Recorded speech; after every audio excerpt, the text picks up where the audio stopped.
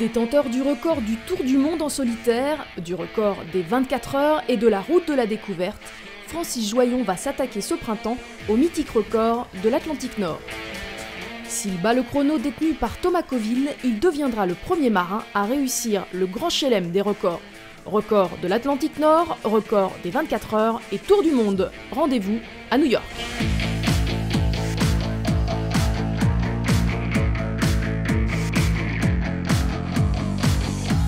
Que manque-t-il au palmarès de Francis Joyon et de son maxi trimaran IDEC? Le chrono sur l'Atlantique Nord.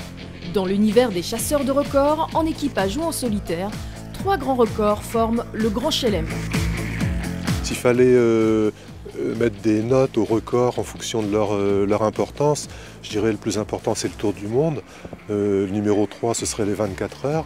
Et le numéro 2, c'est New York à Blizzard, du fait de sa longue histoire aussi, puisqu'il y a eu Charlie Barr sur la Golette Atlantique, il y a eu Tabarly après qui a été le premier à reprendre ce record.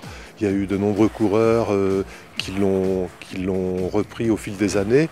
Là, la version solitaire, elle m'appartenait il y a 6 ou 7 ans de ça.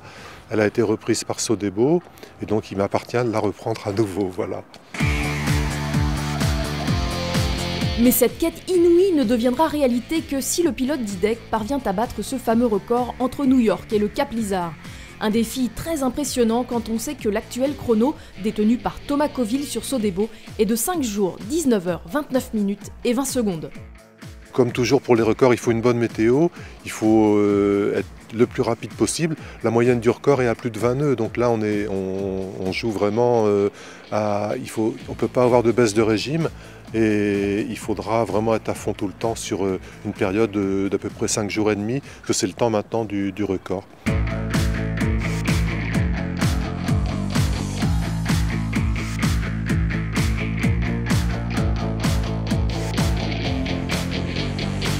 Francis Joyon marchera dans les pas des marins de légende. Charlie Barr, qui avait inauguré l'exercice en 1905 avec 50 hommes d'équipage à bord de sa célèbre goélette Atlantique, bouclant le parcours en 12 jours.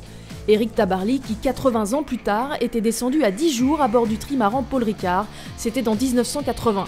Depuis, ils ne sont que 5 marins à avoir conquis l'Atlantique en solitaire.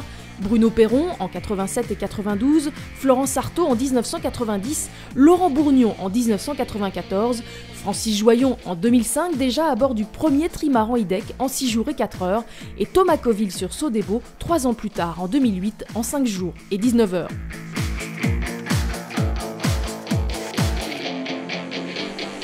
Ce parcours sur la route des grands liners transatlantiques est un mythe chargé d'histoire, d'imagerie marine et de légendes. Celle de Nantucket et des grands bancs, des abords de Terre-Neuve, des tempêtes et des brumes mystérieuses.